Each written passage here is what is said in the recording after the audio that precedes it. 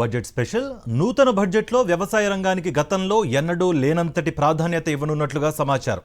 కనీసంగా గత బడ్జెట్తో పోలిస్తే 15% మేర అదనంగా నిధులు కేటాయించే అవకాశాలు ఉన్నాయని అంటున్నారు.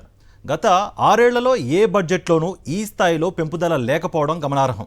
అధిక దిగుబడులనిచ్చే వంగడాలు, ఆహార ఉత్పత్తుల నిల్వ సామర్థ్యం పెంచేలా కోల్డ్ స్టోరేజ్ల నిర్మాణంపై ప్రత్యేక దృష్టి సారించనున్నట్లుగా తెలుస్తోంది. అపరాలు, నూనె గింజలు, డైరీ ఉత్పత్తులను భారీ స్థాయిలో పెంచేలా విధానాలను రూపొందిస్తారని అంటున్నారు. ఈ చర్యలతో వ్యవసాయ రంగం ఖచ్చితంగా మెరుస్తుందని, రైతులు మురుస్తారని నిపుణులు అంటున్నారు. 2025-2026 వార్షిక బడ్జెట్లో వ్యవసాయ రంగానికి అధిక ప్రాధాన్యతనివ్వబోతున్నారు. గత ఆర్థిక సంవత్సరం బడ్జెట్లో వ్యవసాయ రంగానికి 1,52,000 కోట్ల రూపాయలను కేటాయించారు. ఈసారి దాన్ని 15% మేరకు పెంచి 1,72,528 కోట్ల రూపాయల మేరకు నిధులను కేటాయించే అవకాశాలున్నాయంటున్నారు. పెంచిన అదనపు నిధులను అధిక దిగుబడిని ఇచ్చే విత్తనాలు, వంగడాల కోసం, వ్యవసాయ ఉత్పత్తుల నిల్వ సామర్థ్యాన్ని అమాంతం పెంచే స్టోరేజీల నిర్మాణం, నూనె గింజలు, పప్పు ధాన్యాల ఉత్పత్తిని పెంచడం కోసం వినియోగించనున్నారు. కేంద్ర వ్యవసాయ మంత్రిత్వ శాఖ వర్గాల నుంచి ఈ సమాచారం అందింది. అయితే దీనిపై మాట్లాడేందుకు కేంద్ర మంత్రులు, అధికారులు కూడా నిరాకరించారు. వరి, గోధుమ, చక్కెర ఉత్పత్తుల్లో భారతదేశం ప్రపంచంలోనే నెంబర్ 2గా ఉంది.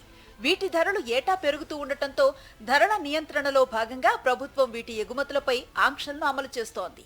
ఇదే సమయంలో కొన్ని రకాల పప్పు ధాన్యాల దిగుమతులపై సుంకాలను ఎత్తివేసింది. అధిక దిగుబడినిచ్చే కొత్త వంగడాలపై పరిశోధనల కోసం 85,000 కోట్ల రూపాయల మేరకు ఖర్చు చేస్తోంది కేంద్ర ప్రభుత్వం. 2030 నాటికి వ్యవసాయ ఉత్పత్తులు 6,90,000 కోట్ల రూపాయల స్థాయికి పెంచాలన్నది కేంద్రం యోచన. ప్రస్తుతం 4,31,000 కోట్ల రూపాయల మేరకు వ్యవసాయ ఉత్పత్తులను భారత్ వివిధ ప్రపంచ దేశాలకు ఎగుమతి చేస్తోంది.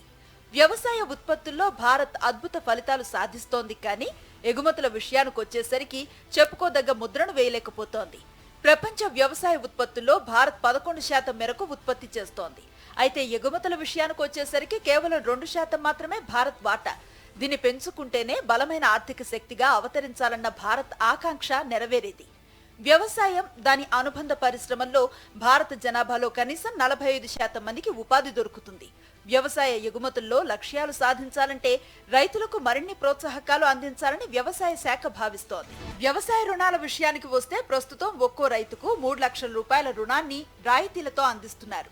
దీన్ని 5 లక్షలకు పెంచే అవకాశాలున్నాయంటున్నారు. 2030 నాటికి 3 కోట్ల మెట్రిక్ టన్నుల మేరకు పప్పు ధాన్యాలను ఉత్పత్తి చేయాలన్న లక్ష్యంతో కొత్త బడ్జెట్లో నిర్ణయాలు తీసుకుంటున్నారని అంటున్నారు. రానున్న 5 ఏళ్లలో మత్స్య పరిశ్రమకే 900 కోట్ల రూపాయల మేరకు నిధులను కేటాయించనున్నారని తెలుస్తోంది. 2027 నాటికి ఫుడ్ ప్రాసెసింగ్ రంగానికి 10,900 కోట్ల రూపాయల మేరకు ప్రోత్సాహకాలు కల్పించాలని యోచిస్తున్నారు. రైతులు పండించిన పంటను విస్తృతంగా సేకరించి రైతులకు నేరుగా వారి ఖాతాల్లో నిధులు జమ చేయటం ద్వారా ధరల స్థిరీకరణ చేయటంతో పాటు రైతుల ఆదాయాన్ని పెంచాలని భావిస్తున్నారు. అయితే దీని గురించిన విధి విధానాలను రూపొందించాల్సి ఉంది.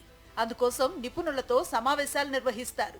వ్యవసాయాన్ని పండగ చేసేలా కొత్త బడ్జెట్లో కేటాయింపులు, నిర్ణయాలు ఉంటాయని పాలకపక్ష వర్గాలు అంటున్నాయి.